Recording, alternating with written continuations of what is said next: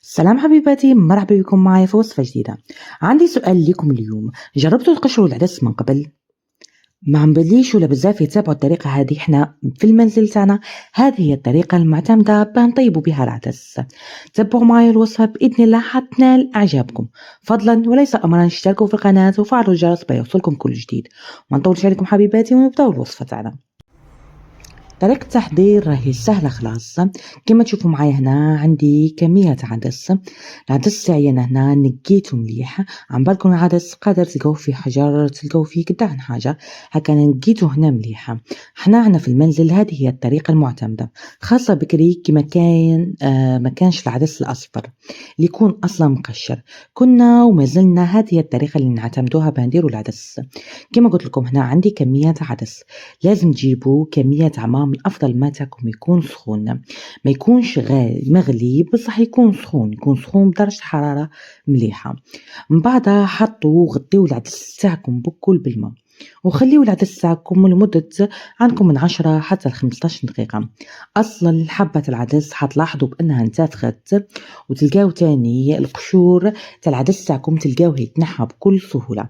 كيما تشوفوا معايا، شوفوا العدس تاعي كيفاش ولا. كما قلت لكم انا هنا خليته 10 دقائق برك، وكما قاعدين تشوفوا الحبه تاعو راهي منتفخه وراهي تنحى بكل سهوله. حاولوا في المرحله هذه حكوا العدس تاعكم مليحه، ما تخافوش الحبه العدس تلقاوها ما تفسدش خلاص. تلقاو غير القشوره الخارجيه تاع العدس هي اللي تنحى بالطريقه الموضحه في الفيديو. راهي طريقه سهله خلاص وما تديش منكم وقت طويل.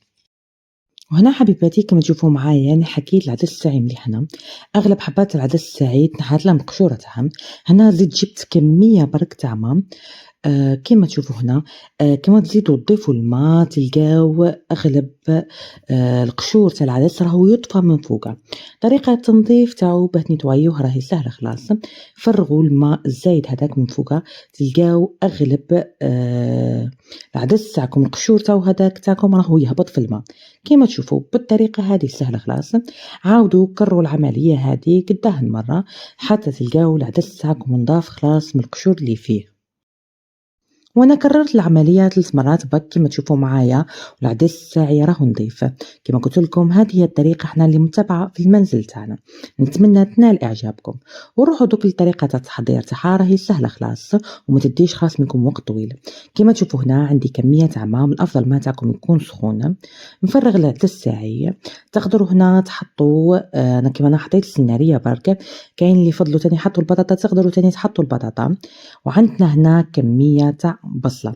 أنا بصلة هنا عندي حوالي بصلة تكون متوسطة الحجم، حكمتها ربيتها وضفتها.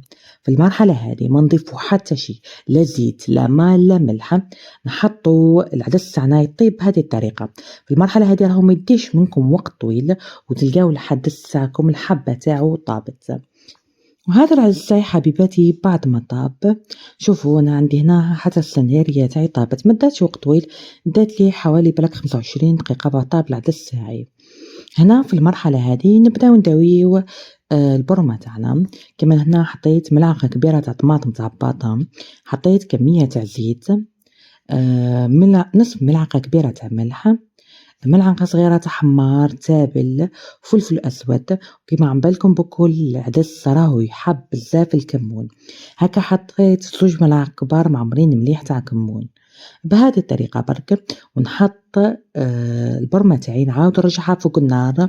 وهنا في المرحلة هذه لازم نزيدوا النار عليها، لازم النار تكون قوية، وخليوا المرقة تاعكم حتى تلبي بهذه الطريقة. وهاو القوام حبيباتي تاع العدس اللي تحصلت عليه. كما قلت لكم هنا راهي النار تاعي راهي قاوية على العدس باه ما يديش وقت طويل ويلبي لي العدس تاعي. في المرحلة هذه كما تشوفوا العدس تاعكم لبى، وصل القوام تاع العدس اللي تحبوه، لانه عم بالي كاين اللي يحب العدس تاعو يكون ثقيل وكاين اللي يحب تاعو العدس يكون خفيف شوية. في المرحلة هذه حطيت انا ربيت السنات تاعتهم وضفتهم.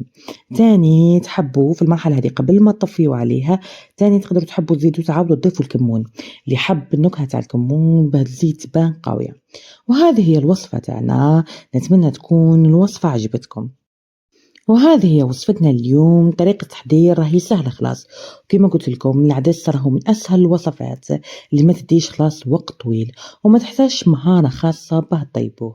بصح جربوه بالطريقة هذه بإذن الله حينال إعجابكم. واتركوا لي في التعليقات رايكم في الوصفة، وقولوا لي ولا معتادين بهذه الطريقة تطيبوا بها العدس. إلى اللقاء حبيباتي، ونلتقي بإذن الله في وصفة قادمة.